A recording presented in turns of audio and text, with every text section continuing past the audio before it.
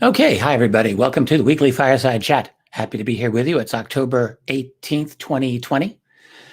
And got some interesting things lined up here to discuss with you. First, I'm going to give you a couple of quick updates. So one is a health update, or more accurately, my voice update. A couple of you have been asking me, Richard, what's up with your voice? How are you feeling?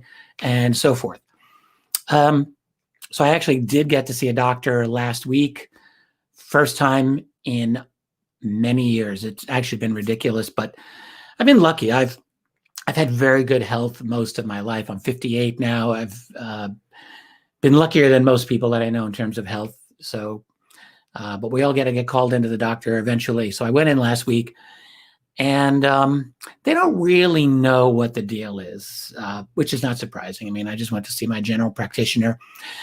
He and an assistant wondered if I had GERD, which is something that my mother does have. And GERD, I'm not even an expert on it, but it does get in the way of your voice functioning properly. And I do have, I think, a couple of minor symptoms of it. As I said, my mother has had it. So as a quick cheap little something before I get any blood work done or any other more intensive analysis, I've got some over-the-counter GERD medication, which maybe it's helped. My voice this week has been okay. It's still, like, even now as I'm speaking to you, it's not 100%. It feels fine, and I could talk for an hour or more, and I think I'd be okay. But the truth is that I do notice my voice getting tired, if that makes any sense. In olden times, I was a motor mouth. I could just talk. I could go, honestly, for hours and hours and really not feel it at all. Like, I would not pay the price. Now, if I'm talking for an extended period of time, I actually can say that my voice feels tired. I'm sure some of you probably know what I'm talking about.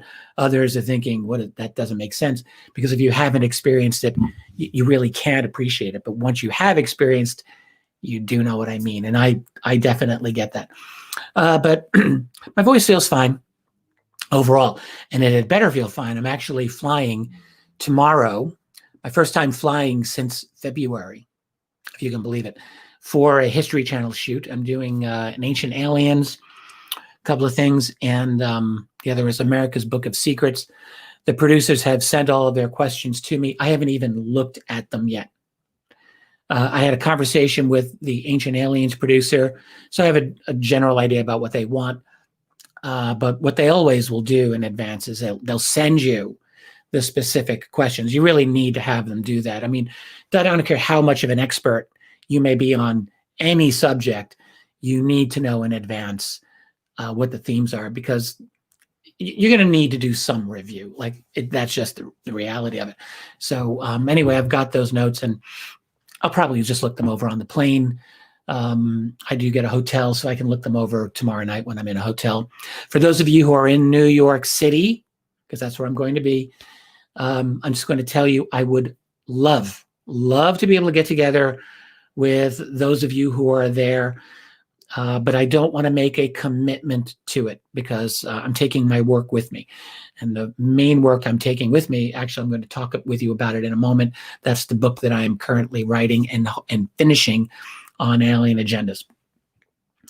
And I'm very anxious about getting that done. Before I discuss that, the other thing I want to mention is that this coming Wednesday, I will be doing Jimmy Church's Fade to Black. I will be a guest on his show. I have not talked to Jimmy in a long time. So a lot has happened in the world since then. We haven't had a personal conversation. I haven't done a show. I'm sure it will be fine. And I already have in my mind the things that I will want to talk about. And the good thing about when I do Jimmy's shows, I think any of you who have followed me on as a radio guest over the years, like you can recognize this. For whatever the reasons are, and I don't think I know all the reasons myself, but somehow the interviews I do on his show are much more candid, they're much more like with me saying, I don't give a damn attitude. And things come out.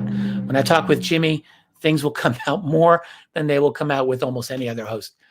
And so I would expect that to be the case this Wednesday. So I'll have a link on our site here before that happens. You'll get to know about it. And I'm sure we'll have a good conversation. I have very little doubt. So I have two main themes I want to talk to you today, but this is going to be the main one, and it is the booklet that I'm currently writing. Again, I've mentioned this a number of times. By the way, I do have my water here, which I will have. It has been helping my throat. I've also been having a lot of hot tea lately, a lot of green tea with honey and lemon, and I'm just doing what I can for it. Anyway, as far as the book I'm writing, so as many of you remember, I did a couple of lectures on June 6th, an online conference is how we really discussed it. And I gave two brand new lectures at that time. So one was called Fourth Stage of Humanity, and the other one was called Alien Agendas and Executive Briefing. When I did them, my intention, well, actually, when I first did them, my intention wasn't to do anything other than those lectures. But after I completed them, I thought I would like to turn these into books or booklets, which I've done from time to time in the past. So, so I'm doing that with the Alien Agendas lecture right now. And it would have been done long ago, but I've been adding and adding and adding to it. So the lecture itself, if I were to just turn that lecture into a booklet, that would be roughly a 65-page booklet. And I know this because I've done this with a couple of other lectures, and that's basically what happens. I have a little booklet on the secret space program. I have another one on disclosure in the Trump era, which is really, that shouldn't be the title, but anyway, I developed those from lectures, and they're like 65, 70 pages, and they're a nice little booklet, you know. This booklet I'm doing on the Alien Agendas is no longer a booklet. It's a book, and it will probably end up at close to 200 pages. So I'm pretty happy about that. That's actually a respectable length. I know there's a couple of you who wanted this to be even longer still, but look, 200 pages is going to be fine. And I think that this is really going to be opening up a lot of conversations in our community. By our, I mean like our website here, Richard Olin members, and hopefully the broader UFO community in general. And that's really what I'm going to talk about here. Like, what's weird about having, gone through this book and writing it out is the disconnect that I am feeling personally between what I'm writing about. Like, I'm writing about all of the alien groups that I know about and can write about. So I'm writing about the grays, the tall grays, the short grays. I'm writing about the mantid beings. I'm writing about reptilian beings. I'm writing about all the human-looking non-humans, whatever the hell they are, and there's a lot of them. All of those and all of the other weirder creatures as well. I'm getting discussion of those. And I'm trying to deal with what they actually seem to be doing, what their agendas likely are, like all of that, right? So it's been something that, truthfully, in my years of ufology, I haven't really done. And I think a lot of you know this. Like, I just haven't really gone into that. I've always tried to be much more conservative in how I talk about these extraterrestrials or these aliens. And it's not that I don't believe them. I've always believed in them, but I've always tried to withhold speculation as to what I think they are, because I just thought, well, I want to be responsible here, and I don't want to go off into the deep end like everyone else seems to do. That was 20 years ago. That was 10 years ago, but it's not where I'm at anymore, because what I'm realizing is that there is this disconnect. So I'm getting into all of these alien types and what they appear to be doing and so forth. But combined with the fact that very few people now in the UFO research community are exploring this theme. I was going to say no one, but that's not true. I mean, there are some contemporary abduction researchers and writers who are still out there doing the work. I mean, there's Yvonne Smith and there's Barbara Lamb. There's Kathleen Marden, Denise Stoner. None of them are super young either, but they're all out there doing this. But there's not really a whole lot more, frankly. And compared to the previous generation of abduction researchers, when you had people like Bud Hopkins, John Mack, Dave Jacobs, Bud and John Mack are gone, and David's now basically retired.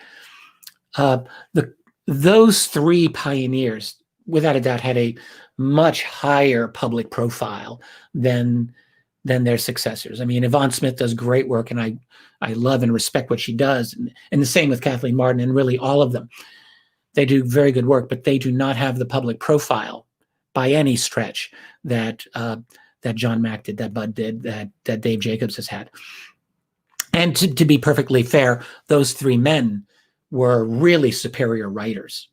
And it's not that the current batch of abduction writers aren't good writers, but those three pioneers were actually great writers. Like, they were well above the average level of writing that you would get. I mean, Bud Hopkins was an absolutely beautiful writer.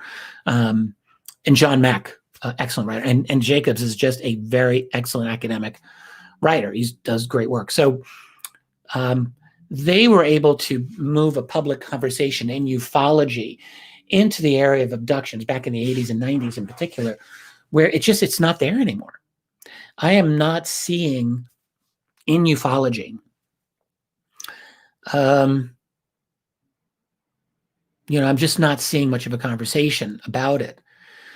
And so here I am, I'm looking at myself actually engaging it. And here the thing with me is I'm not an experiencer even. So I've got my own blind spots whenever I discuss the subject of aliens. I'm always going to have a certain blind spot and be at a certain disadvantage, not because of disbelief, because I don't have disbelief. I believe in them. I believe that there are aliens that are here, but simply because I'll just never be able really to have the perspective and the depth of understanding that a genuine experiencer of this phenomenon has had. And I'm quite aware of that. And then the other thing that I just don't have, this is okay, but I don't have that, because I'm not an experiencer, I don't have that absolute certainty that can only come as a result of having that experience. I mean, what I do in this subject is I've always walked a line. What I mean is, on one side of that line are all the things that I know are true. So like, I know from the countless Freedom of Information Act documents that we've gotten through the government, I know that there's a provable military component to the UFO subject in the sense that our military, the US military, has engaged with these UFOs in, at times, a very confrontational way. And it's also been very clear that they don't know what these things are. Like, I know that there's a phenomenon just going on that evidence alone. And then there's a lot of other things that I know based on the available evidence. But what I don't, there's a whole, on the other side of that line, there's a lot of things that I haven't experienced. Like, I haven't been abducted unless I've been abducted and I don't know. But if that's the case, then I don't know. So I don't have that experience to fall back on. I did have a couple of vague, interesting but vague UFO sightings in my life. I've talked about those from time to time. Nothing incredible, but they were interesting. But they were also very isolated. And so there's this whole area of experience that I have on this side that I haven't had. And so for that reason, there'll always be this lack of total certainty. And so what I will call that is simply a faith that I have in the evidence that these things are true also. And that's fine. Like, you can have a faith based on evidence, and I think that's what probably I have if I really think about it. So that's the line that I walk on, that line, the line between knowing and unknowing, the line of evidence plus faith in the extrapolation of the facts that are in front of me. But I don't have the certainty. I don't have that certainty. But anyway, enough about that. So when I get to the rest of the UFO community, it seems to me, with the exception of the few researchers that I've just mentioned, Kathleen Martin, Yvonne Smith, Barbara Lamb, Denise Stone, a couple of others. I mean, with them as the exception, it really does seem that most of the UFO community has just walked away from the subject of abductions and encounters in general. Does that seem the case to you? It seems the case that that's so with me. And that in general, I think what we've seen since TTSA and the New York Times have stepped into this field in 2017, since that time, I think we've seen a stepping back among researchers in any desire to discuss aliens per se. We've gotten into other important and interesting elements of the UFO phenomenon. Even crash retrievals is making a little hint of a comeback, which is very good, it's very important. But this whole phenomenon of encounters, when you really think, that is where the rubber meets the road. It's like, and for those of you who've had the experiences, you know exactly that this is true. As dramatic as everything else is, nothing is ever going to be more dramatic, ever, than having a face-to-face encounter with a non-human intelligence that's here, that's interacting, and that's doing stuff to you, that's doing medical procedures to you, or doing biological, psychological procedures to you. And by the way, that's doing them in conjunction with some kind of military. In the book that I'm writing, I've incorporated several firsthand accounts that point to that as one element of what's going on. But anyway, so nothing's going to be more significant than a personal encounter with a non-human entity that's operating these UFOs. And yet, you know, we really seem to have walked away from it in our general public conversation, even among researchers. Maybe I'm missing something. Who is really publishing abduction-related work these days? I really probably should have checked this before I started this conversation here with you today, but are there any websites that really focus on abductions and experiences? And I'm not sure about it. Here at this site, we have the Experiencers Meetup, which that's amazing. That's an amazing thing. I have personally not participated in them, but at least I get the feedback, and I know just how incredible they are. I'm very proud that we're doing that, but I'm not aware of other places where this is being done and discussed. So it seems to me that the whole phenomenon of encounters with these other aliens, let's call them by what they are, that's gone away to a large extent. I mean, again, I'd like those of you who may know better to correct me if I'm mistaken on this. I would like to know about what other current resources there are, or other researchers that I may not be thinking about. Even things like talk about alien implants seems to have receded quite significantly since Dr. Roger Lear passed away, which that's been, when was that? That close to 10 years ago, more than 5 years ago when Roger died. You know, he has not been replaced, and his loss is quite significant, We really need for that research to be picked up. And that's relevant to, of course, this whole idea of alien agendas and alien beings.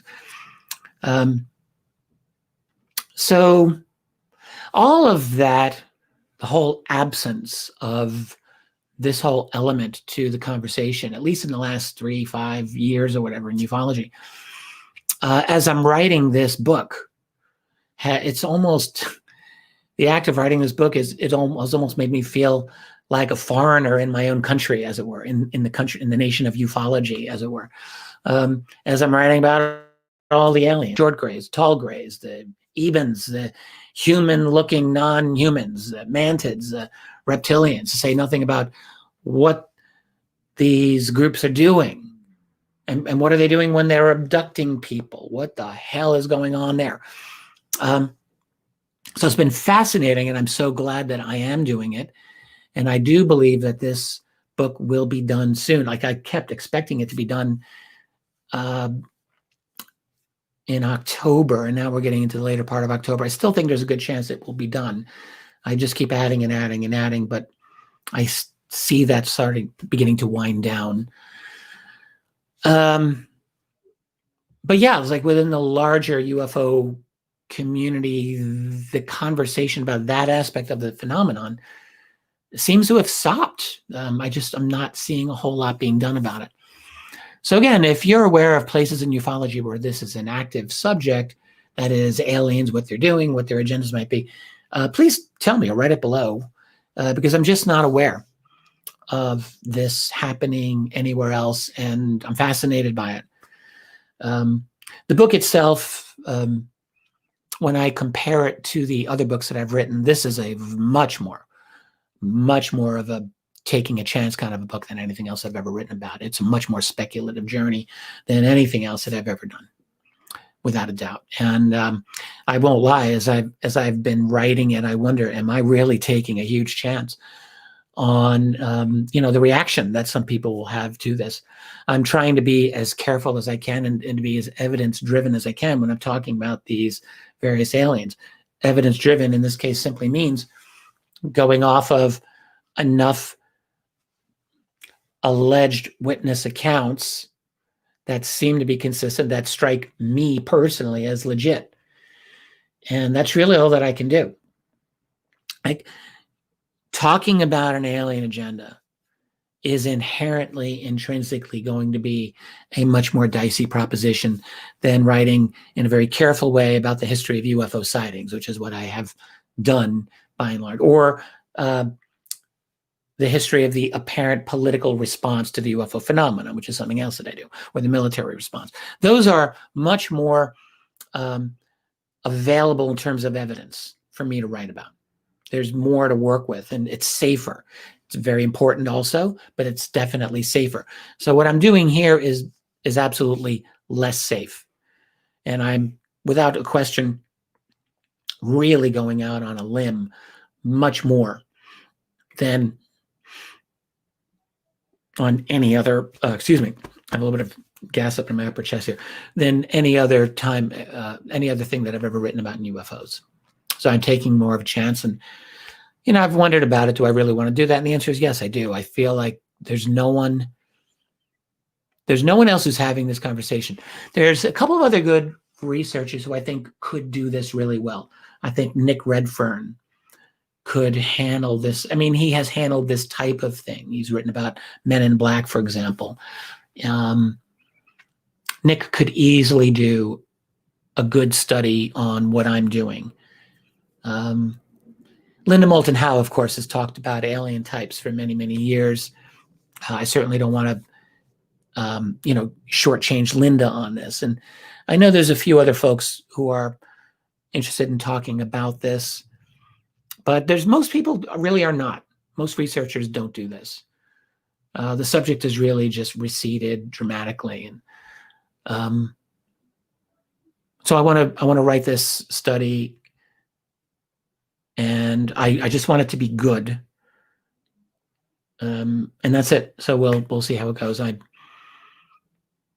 think what I'll I'm just thinking out loud here. I don't know how I'm going to do this when the manuscript itself is done, what steps I will take. Like, I was originally thinking, well, it's just going to be a short little booklet. I don't really need to worry too much about it, but it's actually going to be a genuine book of, somewhat modest length, but not absurdly short. It'll be, as I say, probably close to 200 pages. It might actually even be a little bit more than that, depends. But so it's going to be a decent size. All right. Well, anyway, that's it for now. That's where my head's at, and that's what I have been doing. One of the reasons I haven't been quite as active on this site lately, and I'm genuinely sorry about that. It's only temporary, I promise you. But I have been working on this book pretty much every day. It's funny, like when I get into a good writing groove, doing that project is the only thing that I feel genuinely happily motivated to do. So I wake up in the morning, I'm right at my desk, and I'm writing. It's a good feeling. I actually like the feeling, but I have to set that aside sometimes and do other things, like a couple of website updates and all the other things that just crowd in on me all the time. But this has been good. I've really enjoyed the experience of writing again. So that's all the update on the Alien Agendas book. When that is done, I do intend to do a booklet, or maybe a longer booklet or short book on the fourth stage of humanity. To me, that's very important. So I'll be working on that. I don't think I'll have that done before the end of the year, but I can have a lot of it done by that time. One project at a time. Okay, so anything else? So the other main thing I wanted to talk with you about is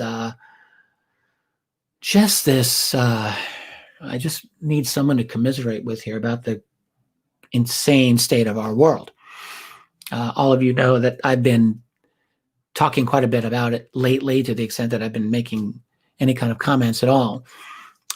It's just harder and harder to avoid the obvious train wreck of world civilization, because really what we are watching looks like maybe the opening of the final act of a disastrous destruction of our society, of our economy, without a doubt, and indeed of what we have come to understand as our civilization. I don't think there's ever going to be a going back. I think that's done. There's not going to be one. We're going to go back to something, but we are not. I do not any longer believe that we will be able to return to any semblance of the pre-2020 world. I wish that we would, because as awful and as shitty as it often felt, you look back on it now and you realize you don't miss your water till the well runs dry, and I think we are going to miss even the crazy era just before 2020. We're going to miss it, because what's happening is going to be worse. So I'm going to give you my personal take, and I'm doing this, by the way. I'm not going to trigger anyone on the right or the left here.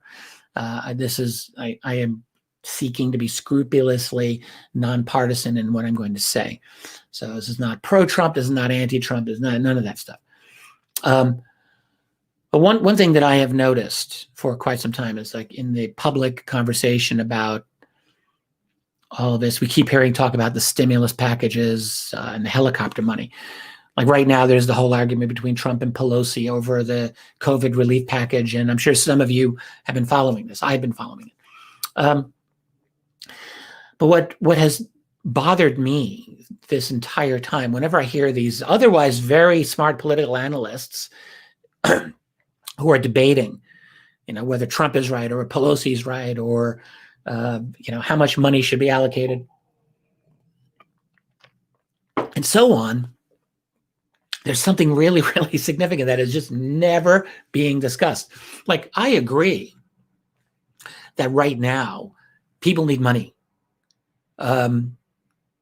People are desperate. We're in a situation where they're desperate because we have shut down the global economy. We've just shut it down. I think I was hearing recently, I'm trying to remember, where did I hear this? Was it from Max Kaiser? I'm a big fan of Max Kaiser, who's got a show over on RT, the Kaiser Report.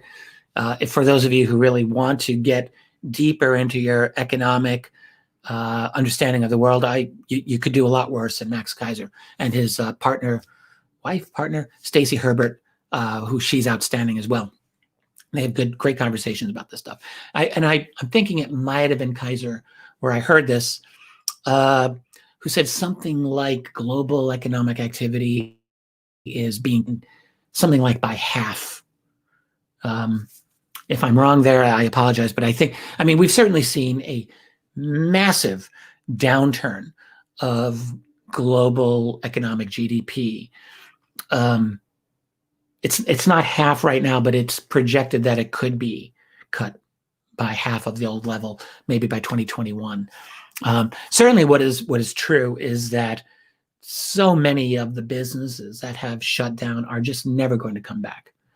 They're not coming back. And most of those are middle-class operated businesses, right? So they're not the corporate ones. The ones who have the least ability to recover are the little guys. And that has been, historically, that's been the backbone of global economics. And it's certainly been the backbone up till now of American economic health, is a productive middle class that operate small entrepreneurial activities. That has been the foundation of our economic growth. And more than half of them, I believe, are done. They're not going to return. That's a horrific, catastrophic tragedy that we can't even begin to understand that. So all the money that we have to spend because we've shut down economic activity has forced governments, they've got to throw trillions of dollars of liquidity into the market, or otherwise you're going to have mass starvation and death, and rioting, even worse than what we're seeing. So they have to flood the market with liquidity. And what that means, of course, is that they're printing money out of thin air. They're conjuring trillions of dollars, and not just the United States, by the way. This is going worldwide, but the U.S. without a doubt. And so all of the arguments are centered around, well, how much money should the government be spending? And what no one, or what very few people who are talking about this, the punditry, seem to have a recognition of is like, you can't just keep conjuring up trillions and trillions of dollars and expect to have no repercussions on this. That is called debt. And it's like the people talking about this have no idea of the implications. You can't just print the money and expect and make the problems go away that easy. Debt means that future generations are going to have to pay for that debt. We are in a system run by and for the bankers, because what happens is government prints up the money, or actually the central banks print up the money, they lend it to the government at interest, and the money goes off into the society, and it keeps people afloat a little longer. Of course, it is ultimately going to be deeply inflationary, and I'm going to be the first to admit to you, I don't understand all of the deep financial ramifications and repercussions of that.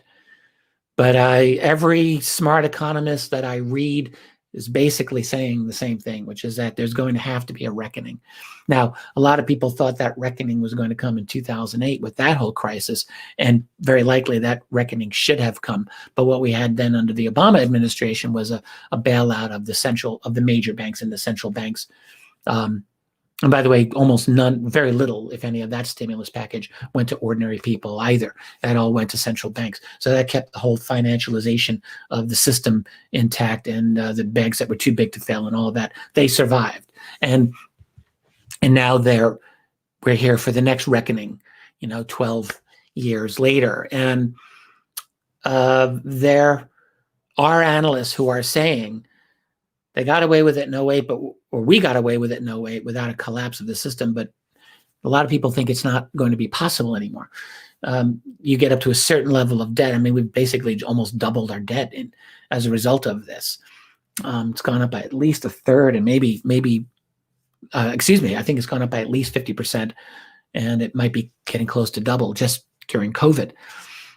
The point is, the spending is only going to be functional as long as central banks are willing to buy up that government debt in the form of buying up, government bonds. I think I talked about this recently. And once they stop buying those bonds, the bonds that no one's ever going to want to buy anyway. Once they stop buying them, you're going to have a situation like what happened to Greece in 2016, I think, where the Greek national government's credit ranking just plummeted because their bonds, no one was willing to buy the Greek bonds because no one had confidence in the Greek government anymore. And so they essentially, the value of the government of their bonds plummeted, and Greece became insolvent. And now Greece is owned by German and French banks, and that's the end. And that'll be for the rest of the lifetime of anyone alive in Greece today.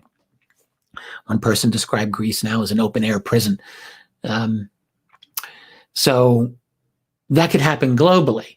Now, here's something that I don't fully understand, and I'm wondering if any of you guys out there do. I'm going to guess someone does. Is there a way globally to change the system that is being run by and for bankers? Is there a way actually to do it? For those of you who know your history of the Federal Reserve Bank, that was created, of course, by an act of the U.S. Congress, Senate, 1913, slipped into some other legislation, and Woodrow Wilson signed it. That was a true conspiracy. Good book on that is called The Conspiracy of Jekyll Island, by the way. Fine book. So since we've had that system, is there a way to undo that? Should it be undone, first of all? That's a question. And it's been my opinion that it should be undone. Can it be undone? How could it be undone? Is it simply a fractional reserve banking? Is that the problem? And if those of you don't know fractional reserve banking, we can look that all up and we can have that conversation in the future. But is that the problem? And if so, if that's the problem, how do you end fractional reserve banking? Because frankly, I have no idea how to do any of that. I just don't know. Do you just have to have every nation around the world stiff the bankers and not pay their debt? How the hell would that work?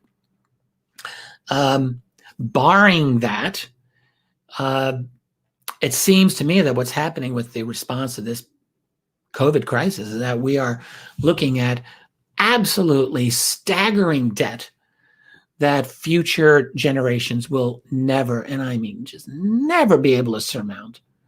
I don't think there's any chance. The UK was paying their World War II debt into the 21st century because that was expensive. Now, the Brits were able to do it a little more easily as the 20th century came to a close because the UK economy had expanded enough that they were able to incorporate the debt from that previous war, and it became a little less onerous as the years went by. In the 1950s, that debt was very, very painful for people in the UK. My point is that when your economy grows, you're able to service those amounts of debt more easily. So there's always a possibility, we can hope, that the future economy that we're living in is going to grow enough that even the debt that we have now, which seems absolutely out of control, that maybe that will become somewhat more manageable in the future, and your grandchildren won't be debt slaves for the rest of their lives. Because if it is how it appears to me, then what that means is you're just going to say goodbye to any future economic growth. Because if you get so far in debt, you're never going to be able to generate a positive balance sheet in your economy so that you can actually truly grow. Now, there's always new inventions, there's always new breakthroughs economically that might be disruptors. They might be game changers. If we develop true free energy, for example, that might do it. Free energy would definitely be a tremendous engine of economic growth. I think there's no question about it. And maybe that'll happen. We might get lucky there. However, we're in the position now where we have to rely on something revolutionary to save our sorry asses from the rest of economic stagnation and depression. I think that's actually really possible because servicing the debt's just going to be too much. So is there a way to get rid of the debt, just to cancel a debt? To do like, I think, didn't Iceland do this in their version of the 2008 crisis? And they pissed off all the bankers. They pissed off the Brits. Iceland just said, no, we're not going to pay this. In fact, we're going to put some of you bankers in jail. And they did it. And Iceland's doing pretty well now. Iceland also benefited from getting a lot of Chinese investment. So there's always, you got to pay someone. But the point is, can nations just decide to cancel a debt? I suppose in theory they can, but that would have to require them not being under the control of the bankers, which of course they totally are. All the people on not just Trump's White House, but over in probably everywhere. I'm sure over in Britain, I'm sure everywhere in the UK, in Europe, absolutely Europe, and probably everywhere else. They're just dominated by Council on Foreign Relations types or Bilderberg types, trilateral types, the globalist bankers. They just run everything. They run all the political system. Obviously, the EU is designed for international globalist bankers. So it won't happen, most likely. But in theory, could it happen? I'm just trying to look for a way out of this trap. This is a seriously bad economic trap that we're looking at. And here's the thing. If it ever happens that the plug is pulled intentionally or unintentionally, by the plug being pulled, I simply mean, will central banks decide at some point that they are no longer going to buy up the debt of these various countries? Because there's really nothing inherent that forces them to do it. They can decide this. And keep in mind something else. There have been definite winners in this pandemic. I think you're all aware of this. The winners have been the banks. The winners have been Amazon. The winners have been big tech. Silicon Valley, they are better than ever before. You've got everyone relying on streaming for everything. No, they're absolutely happy about this. They are the biggest one. Of course, they're also able to censor public conversations in a way that were undreamed of even 1 year ago. So no, they're very happy about being able to do that. They want nothing else if not to be able to manage public conversations to the maximum extent possible, and they're obviously doing that. So they're the winners. But if the plug is pulled on these printing of trillions and trillions of dollars, then you're going to see a global economic meltdown. But the fact is that really going to harm those people at the very top of our global pyramid? And I got to think that they will find a way to be just fine. And what it will allow them to do is to complete the process that has been started here. And what I simply mean is, it's very obvious now. I think we can all see that we're looking into a complete redesign of the foundations, the very foundations of our society and our civilization. It's all being redesigned. This is why you're hearing all of these stupid, dumbass talking points of people saying we have to reimagine this, we have to reimagine that. Like what? Like that's not an accident. It's not an accident. You've got so many of these vacuous, empty-headed, these airhead politicians talking about we have to reimagine policing. That's where they started, but they were reimagining everything now. And I think it's not going to end where we're at. It's going to end with a crisis bigger than what we have seen. And that crisis is going to devise solutions that will result in, for all intents and purposes, a de facto martial law. We're already seeing, it's already happened, right? It's already going on now. And here's the thing that I never mentioned. I have to go all the way back. So all this talk about stimulus money and all of the helicopter money. Here's the thing that's never been raised. 3 words: ending the lockdowns. I repeat, ending the lockdowns. It's almost as if you can't talk, even though the World Health Organization, one of their top people just last week put this out there, and they said, look, governments can't use lockdown as their first line of defense against this virus, because they are recognizing poverty is going through the roof. All kinds of other deaths are exceeding what we've seen with COVID deaths. Okay. COVID deaths, particularly those that do not include underlying conditions, then if you take out all underlying deaths caused with underlying conditions, I think you're removing something like 85% of the COVID deaths, at least in the United States. So it's not that it's not significant, but look, we've got to have some perspective, because what we have done is we have shut down global society over a disease that has killed maybe twice the amount of people that you would lose to flu every year. So, I mean, it's not trivial, but it's like a double of the flu season in terms of deaths. Now, we all know there may be other things going on with COVID. Absolutely. And yes, it spreads. And right now in Britain, they're going to move up to a higher level of lockdown for the city of London and some other places. And that is just going to be completely messed up, in my opinion.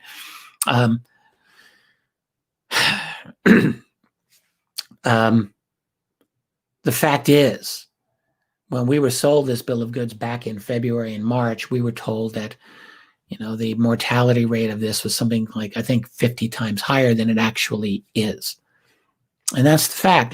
I was one of the people, I thought I was believing, I was reading the same information that you were reading, and I thought, holy crap, this is scary as hell.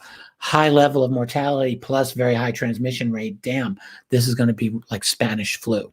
Well, we all know now it's not. We were told in the first beginning that we're going to do a 2-week lockdown to flatten the curve. Remember flatten the curve? Remember that whole thing? We're going to flatten the curve, prevent the hospitals from getting overrun. And then they said, well, let's do for another 2 weeks on top of that. And we're like, okay. So a month, gee, that's a lot. And then it kept getting extended. And then it's like, well, July or August. And I was like, holy crap, are you kidding me? We're going to lose the whole spring. And then now here we are. It's late October. And there's clearly no movement whatsoever toward this. In fact, it's, people who are talking otherwise about this, they're getting deplatformed. They're getting banned from all the major platforms, so that you can't talk about this to a large group of people, even though, one of the top people at the WHO made this statement about lockdowns being overused. It's like, what the hell has happened? So, but what I am saying, and this is my own opinion. You can disagree. You can even tell me I'm an idiot. It's fine. I won't be offended. Yes, I know this is spreading. It spreads, but most of those people who have it are asymptomatic or minor symptoms. They're either, I think 45% I was reading, are asymptomatic, and then a whole huge number have minor symptoms. And that's the end of it. And some people die. Small number, very small number. So what I would just say, and I have personally believed this for the longest time, since last spring, I have believed this, all the lockdowns have to stop like now. And you've got to get the economy going.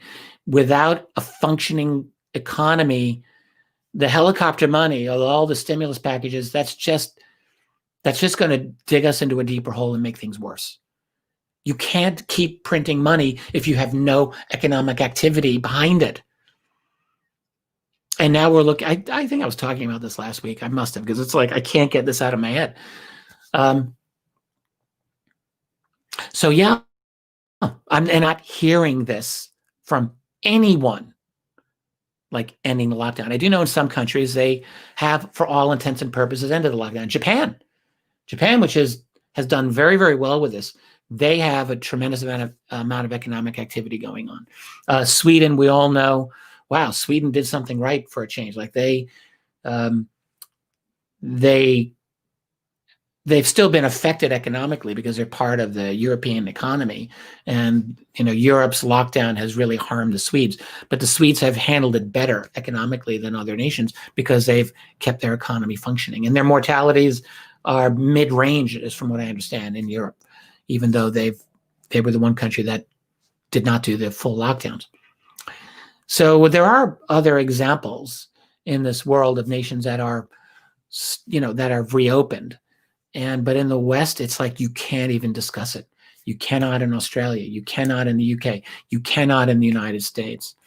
I haven't kept up on what's going on in Canada, but I'm just going to take a guess. You cannot in Canada. Now, in terms of the rest of the world, I'm curious how it is. Because we're now talking about possible vaccines. Okay, good. Look, and yeah, for those of the anti-vax people, you just have to know, like, I respect your opinion on this. I'm essentially a non-vaxxer in my life. Like, I don't get vaccines or anything. But I'm just going to admit to you here and now, like, my will has been broken on this whole thing. I'm like, okay, it's like they got my arm in the back and I'm crying, uncle. And I'm just saying, all right, fine. Just get the vaccine out there so that we can have an economy again. Like, I admit. So, but anyway, I just hear no conversation anywhere about ending the lockdown. And if you think I'm crazy on that, please tell me. You're not going to hurt my feelings. You're not going to offend me. I would like to know. I mean, I think as long as we can have this conversation in a civil way, which our website, I think that we can. We've shown it time and again that we can have civil conversations on all kinds of things. I mean, once in a while, I think people do get a little hot under the collar, but for the most part, I think we here do a great job at having difficult conversations with a very productive way. So, yeah, I'd like to know your opinion on the whole lockdown thing. For me, personally, I'm done with it. I would like to see the economy open up today, right this minute. Sure, you want to wear masks, practice social distancing, fine. But like, we've got to just open everything up. Yeah, open everything up. So that's my opinion. Okay. But the long term, I think that what we're seeing is I think we may have passed the point in which, even if we were to end the lockdowns right now, like, we're still going to be seeing massive economic repercussions as a result of this. And also, not just economic repercussions, but legal repercussions, societal repercussions, political surveillance repercussions. Back in June, when I talked about the fourth stage of humanity, my subtitle for that was how the COVID response is accelerating our lurch into the fourth stage of humanity. And that's more true now than it ever was even back in June. Like, the last thing I'm just going to say here is, like, all of these dramatic, crazy changes that have made this world unrecognizable to most of us. I think it's fair to say that I'm sure many of you saw the general writing on the wall years ago.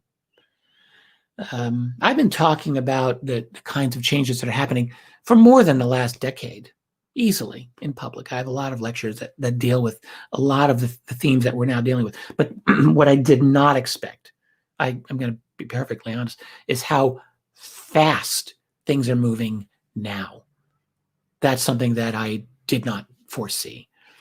And it's really all been within the last 4 years. Well, it's really been since Trump, honestly. I think that has accelerated the breakdown, the insanity that we are seeing in society. I mean, and then, of course, COVID response has taken all of the previous acceleration and just, like, we are truly pedaled right down to the floor, as full speed as we can go. So I think, and in the case of with Trump, that all I mean with that is that his election polarized our society to a degree that we've never ever seen, at least not in my lifetime. Not since the U.S. Civil War. I think we can say that quite literally. I don't think we've had this level of polarization since the year 1860. Or I say since the year 1865, since the war ended. I think we are seeing it now. It's not, we're not at the level of, for those of you who are Civil War buffs, you know what I mean. The level of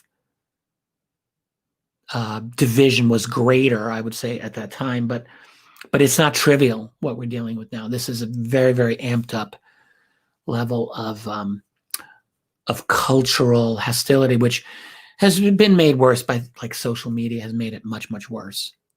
Much worse. Isn't it an interesting thing?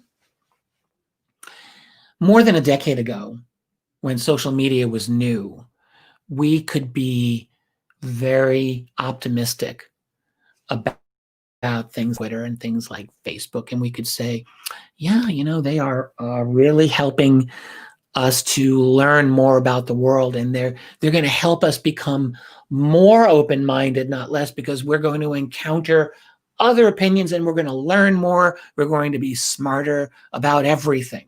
And I think that was the standard interpretation.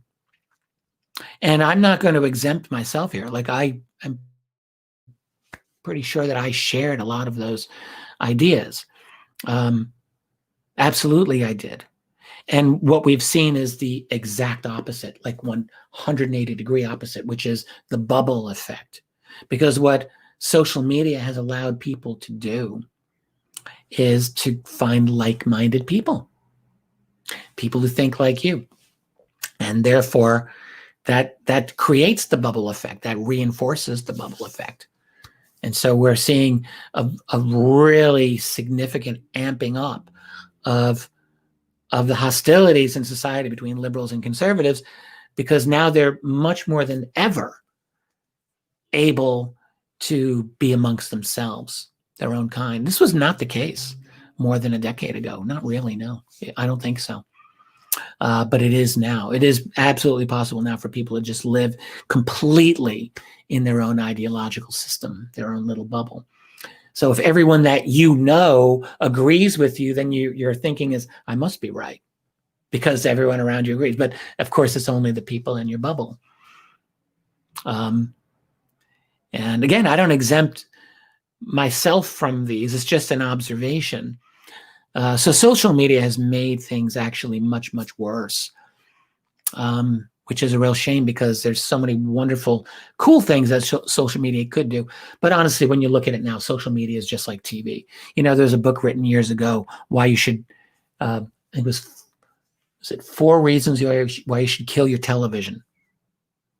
I have it. I've got the book somewhere in this house. A friend of mine recommended it, and it was written back in like the 70s. Okay, this is an old book. But everything about it then is really now can be applied to social media today. Social media exists, like, for example, Facebook completely controls all the rest of the US media. Why? They only exist, all the news media, they exist because of Facebook ad revenues.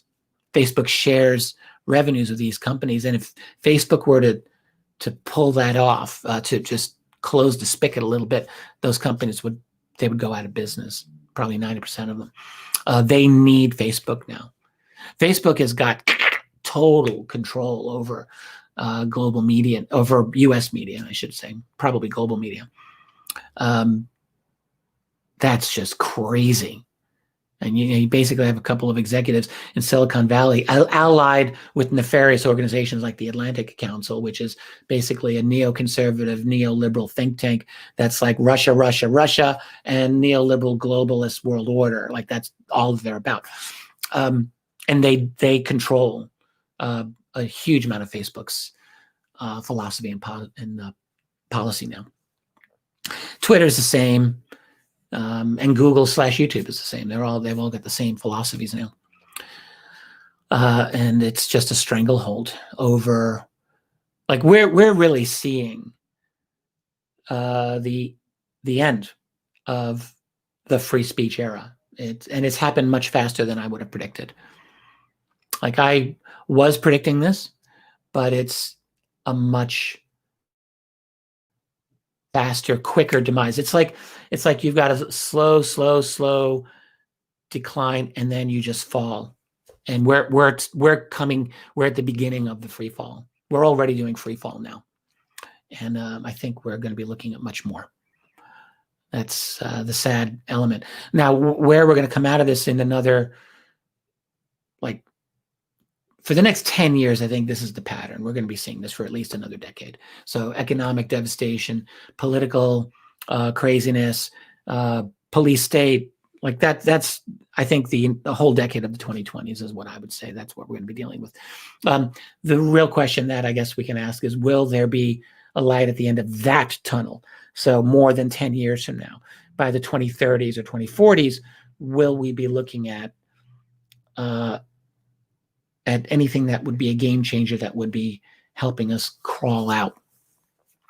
Well, by that time, we will be looking at probably widespread super intelligent AI, good chance of that. So that will be transforming our society in some way. How that will, we're going to have to come back to that. And then, the other thing, of course, is the economic ramifications of people just not being able to get employed. Like, that's the other elephant in the living room. It's like, what's going to happen when you have a couple of corporations that really control the whole global economy, and there's just not enough jobs for people, not enough for them to do, because we are closing down the global economy. We're not opening it up, and we're creating a bureaucratic legal infrastructure that I think is pretty obvious now. It's going to make it impossible or very difficult for people to do business startups of any sort. I think it's going to be more and more difficult. So what the hell is our world going to look like in another 10 years? Like, it just scares the hell out of me. For those of you who are young, who are members of this site, and you're listening to this, I have to tell you, like, you're going to have to know, and I can't give specific advice, but you're going to know you have to know how to scramble, how to think on your feet, and how to see opportunities as they arise. And I don't know what those opportunities are.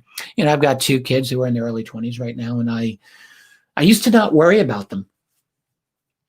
I always used to think, well, it's going to be tough for people in the future, but my guys are smart. They're resourceful. They'll figure it out. But, like, even for smart, resourceful young people, and both of them I think are, I have concerns for them now. But I can't fix these problems. They've got to figure this out for themselves, just as every one of us has to figure this out. And where we're going to end up on the other side of this, I just don't know. Earlier this week when I posted that little article on Trump's comments on UFOs and aliens, and he's basically trash talking the aliens right now. Well, trash talking the Chinese and the Russians, basically, because that's what he likes to do. Talking about how our military is really great. We'll be able to take down any threat. But, he brought that whole thing up in the context of a UFO question. So you got to assume he's thinking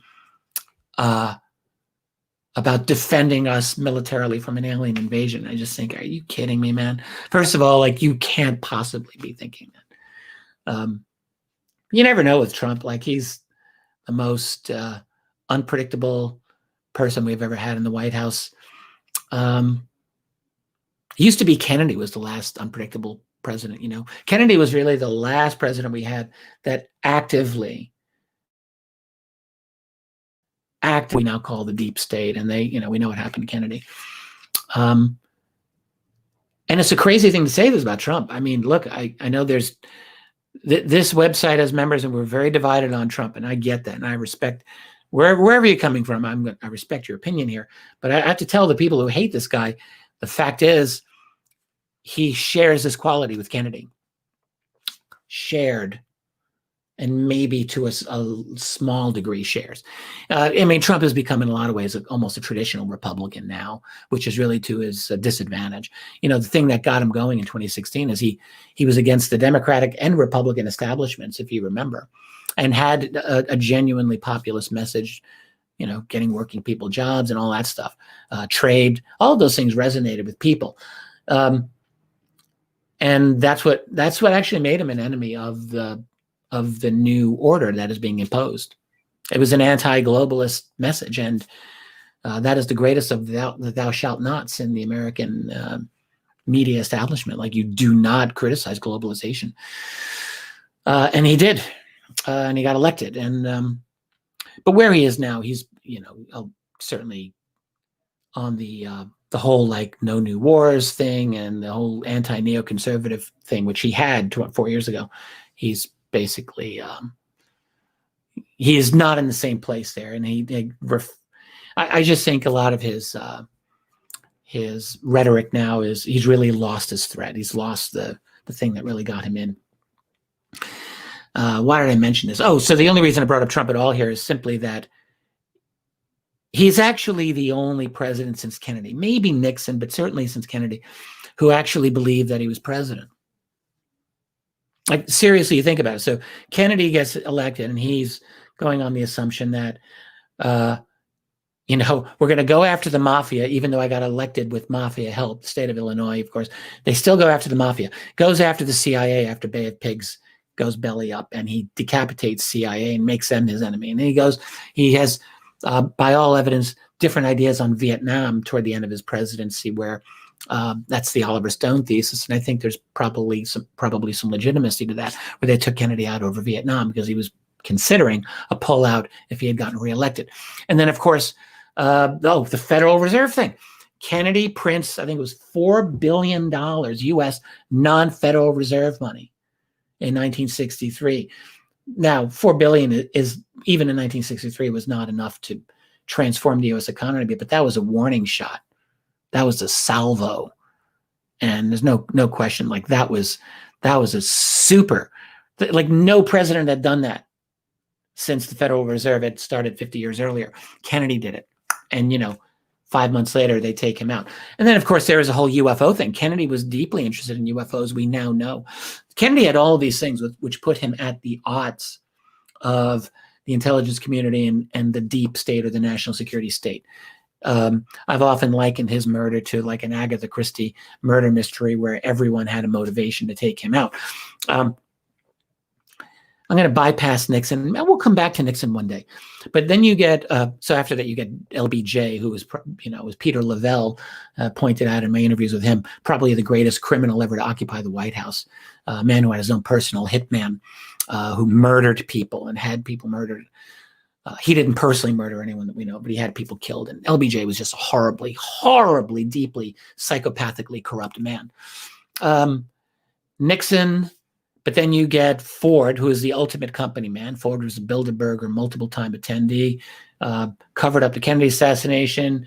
And he was the one who oversaw the whole sham of the Rockefeller Commission, which investigated the intelligence community.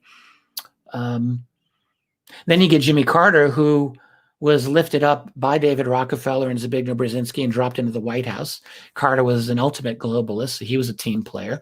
Then you get Reagan. Reagan campaigned as an anti-team player. Reagan campaigned against the multinationalists and against the globalists. But then by the time he was elected, even before they shot him, he had, Bill Casey was his campaign manager. Bill Casey, a Rockefeller lawyer, insider. So Reagan was part of the whole thing. Bush Sr., same guy, same difference. Bill Clinton, another Bilderberg attendee, he was another company man. All these guys are like made men and good fellas. Like, you get made and like you're part of the system. So all of them. And then after Clinton, you have Bush, W. Bush, exactly the same. And then after W. Bush, you have Obama, exactly the same. All of these presidents knew damn well that they were not actually president. And in other words, they all knew that they were just figureheads. That's all they are. They knew enough not to rock the boat. Every single one of them. Until Trump. Like, that's the crazy thing.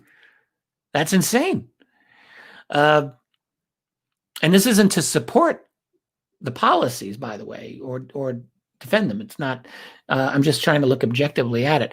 He is the first one really to have a different take on some of the key issues that you have to say the globalist elite are saying.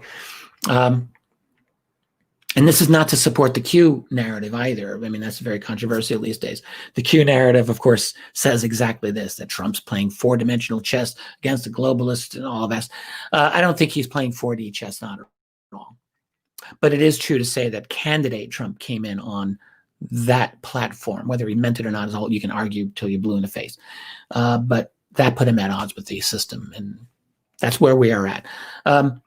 I don't know why I got into this whole thing. Why do I have to make this a Trump thing? That just pisses people off. Every time we talk about Trump, it doesn't matter.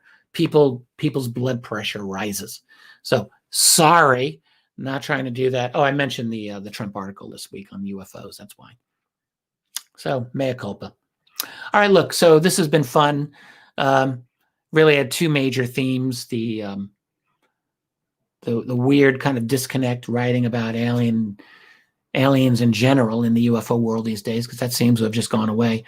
And then this insanity, the insanity that we can't seem to escape. Cannot seem to escape. So, okay. So that's really what I got for you this week. I'm going to try to be a little more productive on this website in the coming weeks. I was going to be more productive this last week, and it unfortunately did not happen for me. But fear not, I remain committed to keeping a really great website going for all of us. So I thank you for your patience.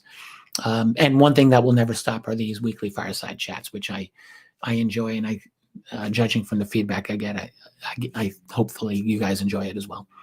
All right, everybody, that's going to be it for now. Thank you for sticking around here with me for these 70 plus minutes, and I will definitely catch you again soon. Love to everyone. I'm not going to say stay safe anymore. I know a couple of you hate that. Kind of pisses me off too. But I will implore you to stay sane and to do your best to be happy, because we can all use that. I think it was Abraham Lincoln who said, paraphrasing here, he said, "I suspect people are as happy or as sad as they choose to be." And, there's a good point there. So let's choose to be, to put a little smile on our face, put on a happy face. Catch you all later. Bye for now.